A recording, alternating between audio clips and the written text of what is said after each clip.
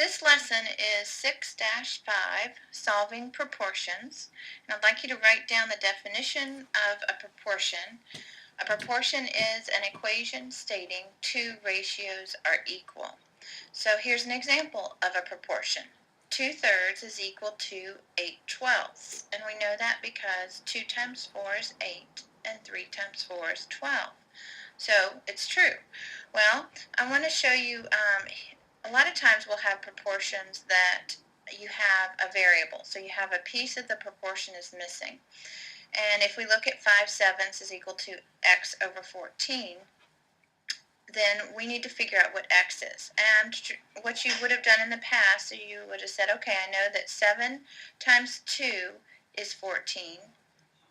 So therefore I do 5 times 2, and then I know that x is equal to 10. Well, I want to show, if we put the 10 in there, so then the true proportion would be 5/7 is equal to 10 over 14. And if you go diagonally across and you multiply, I want to show you what happens with a true proportion. So you do 10 times 7 is 70, and you'd have 5 times 14, and if you multiply that out, 14 times 5, you get 70. So with a true proportion, what these are called are cross products. They're going to be equivalent. Well, that's a way to solve for an unknown part of a proportion. So let's do that up here. Let's pretend like we don't know what x is. So we'd say 7 times x is 7x. And then we'd multiply across here and get 5 times 14 is 70. And we set these two parts equal.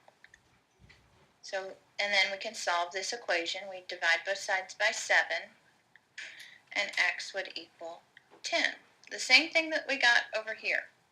So let's use that idea, because a lot of times you're going to have a proportion that is not as straightforward as this one. You can't just multiply by a whole number like this one. 7 times 2 is 14. 5 times 2 is 10.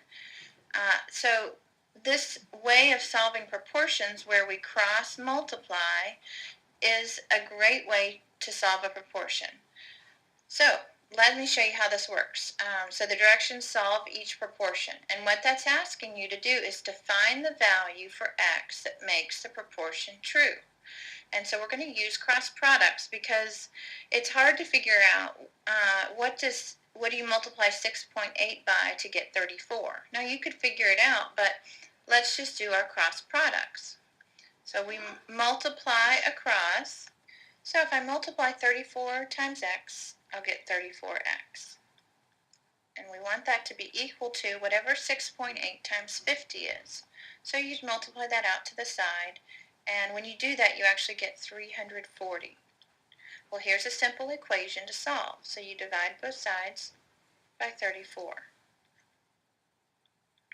34 is crossed out, and then we get x is equal to 10. All right, let's try another one.